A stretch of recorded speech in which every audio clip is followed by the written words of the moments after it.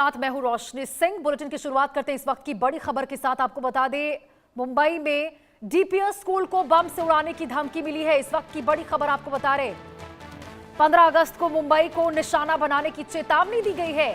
CSMT समेत कई transit hub मोंका का जिक्र किया गया है। उसमें पुलिस और सुरक्षा एजेंसियां हाई अलर्ट पर है। और देखिए, स्वतंत्रता दिवस से पहले कैसे मुंबई और नवी मुंबई में सुरक्षा एजेंसियां अलर्ट मोड पर आ चुकी है, क्योंकि नवी मुंबई के बेलापुर स्थित दिल्ली पब्लिक स्कूल डीपीएस को एक धमकी भरा ईमेल मिला है, जिसमें पुलिस और सुरक्षा एजेंसियों को हैरान कर दिया है और जांच भी तेज कर दी गई है। ईमेल में दावा किया गया है कि 15 अगस्त को मुंबई के कई प्रमुख ट्रांजिट हब और भीड़भाड़ वाले इलाकों को निशाना बनाया जा सकता है।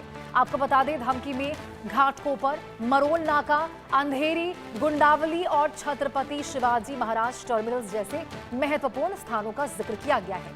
सूत्रों के मुताबिक ये ईमेल भेजा गया, जिसके बाद स्कूल प्रशासन ने तुरंत इसकी सूचना संबंधित अधिकारियों को दे दी है। हालांकि आपको बता दें, अलर्ट मिलते ही Navi Mumbai police control room ने एसओपी लागू करते हुए मुंबई पुलिस को भी इसकी जानकारी दे दी है और इसके बाद संबंधित जो भी इलाके हैं वहां पर सुरक्षा व्यवस्था बढ़ा दी गई है। जांच एजेंसियों ने ईमेल भेजने वाले की पहचान करने के प्रयास भी शुरू कर दिए हैं। रेलवे स्टेशन पर, मेट्रो स्टेशन और अन्य जितने भी संवेदनशील स्थान है वहां पर निगरानी बढ़ा दी गई है। बम निरोधक दस्तों और खुफिया एजेंसियों को भी सतर्क कर दिया गया है। हालांकि देखिए, अभी तक किसी संदिग्ध वस्तु या फिर कोई वास्तविक खतरे की पुष्टि नहीं हुई है, लेकिन सुरक्षा एजेंसियां किसी भी संभावना को नजरअंदाज नहीं कर रही है। और देखिए, खास बात यह है कि पिछले 2 दिनों में बम धमकी से जुड़ा ये दूसरा मामला बताया जा रहा है। इससे पहले भी मामला ऐसा सामने आ चुका है, जिससे और भी ज्यादा सुरक्षा एजेंसियां सतर्क हो चुकी है, उनकी चिंता और भी ज्यादा बढ़ चुकी है। आपको बता दें, स्वतंत्रता दिवस जैसे महत्वपूर्ण राष्ट्रीय अवसर को देखते हुए प्रशासन पूरी तरह से सतर्क हो चुकी है और सतर्कता बरत रहा है। लोगों से भी अफवाहों पर ध्यान नहीं देने की अपील की जा रही है। किसी भी संदिग्ध गतिविधि की सूचना तुरंत पुलिस को देने की भी अपील की गई है। तो देखिए, कैसे मुंबई को दहलाने की साजिश रची जा रही है।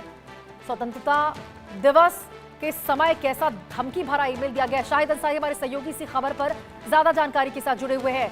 शाहिद, एक बार फिर से मुंबई में तमाम संवेदनशील इलाकों को उड़ाने की धमकी, इस बार ये कहां का मामला है और क्या चल रहा है अभी? जी देखिए, जिस तरह से अफवाहों का बाज़ार गर्म रहता है और उसी के बीच जो है इस तरह की जो है जब खबरें आ जाती हैं या इस तरह के जो धमकियां आ जाती हैं, तो एजेंसियां अपने काम पर लग जाती हैं। आज जो ये अलर्ट आया है, सबसे पहले मैं इसका लोकेशन बता दूं और ये भी बता दूं कि रोशनी, बीते 24 घंटों में ये दूसरा मेल है। कल आपको याद होगा, मेयर ऋतु तावड़े, उनके दफ्तर, ऑफिस और कई जगहों को उड़ा देने की धमकी थी। ये मामला अभी ठंडा नहीं हो पाया, सब कुछ हो गया, कुछ मिला नहीं, लेकिन अब ये जो है दूसरा आया और लोकेशन मैं बता देता हूँ। नवी मुंबई में जो है एक ईमेल के ज़रिए जो है ये मैसेज मिला है, जिसमें एक स्कूल है, मैं उसका नाम नहीं लेना चाहूँगा।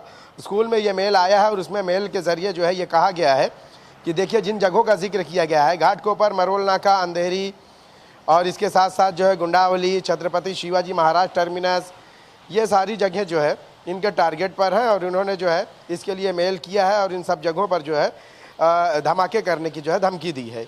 अब देखिए, बम धमाके की धमकी देना और इस तरह से इन जगहों का नाम लेना, अब इन जगहों पर जैसे ही ये मेल आया है उसके बाद से ही इन सभी जगहों पर, जितनी जगहों का नाम लिया गया, इन सभी जगहों पर डॉग स्क्वाड और जो है बीडीएस, ये सभी लोग जो है तैनात हो गए हैं। कल जैसे हुआ, जैसे ही इस तरह का मेल आता है, फिर उसके बाद एजेंसियाँ अलर्ट पर हो जाती हैं। आज जो है नवी मुंबई में जो है इन सारी जगहों का और मुंबई में इन सारी जगहों का जिक्र किया गया, मेल के ज़रिए यहाँ ब्लास्ट करने की धमकी दी गई।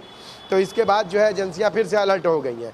हालांकि बीते 6 महीने की मैं बात करूँ, बीते 6 महीने में 5 से ज़्यादा इस तरह के मेल, धमकी भरे मेल, मैसेजेस, कॉल, ये सब हासिल हुए हैं। लेकिन बाद में जब एजेंसियाँ इसके बारे में चेक करती हैं, डॉग स्क्वाड की मदद से चेक करती हैं, तो पता चलता है ये हॉक्स मेल या हॉक्स कॉल या फर्जी या अफवाहों भरा जैसा मेल आया है।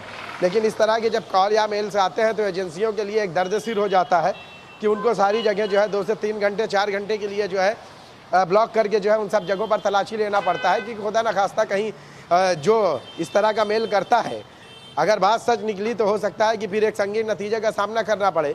इसीलिए एजेंसियां किसी भी तरीके से लापरवाही नहीं बरतती, वो चाहती हैं और उसके बाद जो है 3 से 4 घंटे तक इन सभी जगहों पर ये अभियान शुरू हो जाता है।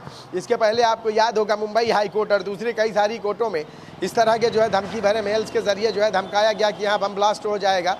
बाद में 4 से 6 घंटे तक एजेंसियों की पड़ताल हुई, छापे सब जगह कोना कोना छान मारा गया, लेकिन बाद में पता चला कि ये फर्जी है। तो इस तरह से जो है hoax mail, hoax call, hoax messages के जरिए जो है एजेंसियों को काम पर लगाने का काम बीते 6 महीने में कई बार हो चुका है।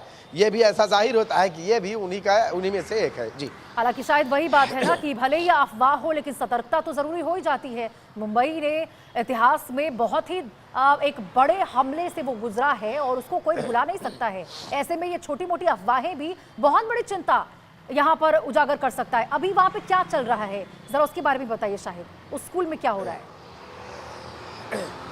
जी, अभी भी देखिए, अभी इन सब जगहों पर जो है जैसे ही नाम आया, मेल आया है, तो उसके बाद से जो है पुलिस और बम डिस्पोजल जो है यूनिट जो है ये और BDS की मदद से, डॉग स्क्वाड की मदद से इन सभी जगहों पर जो है तलाशी ली जा रही है। हालांकि अब तक आपको मैं जानकारी दे दूं कि खुशी की बात यह है कि अब तक कोई भी ऐसी चीज़ नहीं मिली जिसको हम सस्पेक्टेड कहें या जिसको हम ये कह सकते हैं कि मशकूक तरीके से जो है यहाँ रखी हुई मिली है। एक एक चप्पे चप्पे पर जो है वो ढूंढ रहे हैं और उम्मीद यही की जा सकती है कि जैसे पहले की अफवाहों भरा मेल रहा है ये भी उसी तरह से हो। लेकिन एजेंसियां इसे सीरियस लेकर जो है गंभीरता से लेकर इन सारी जगहों पर जो है छानबीन कर रही है।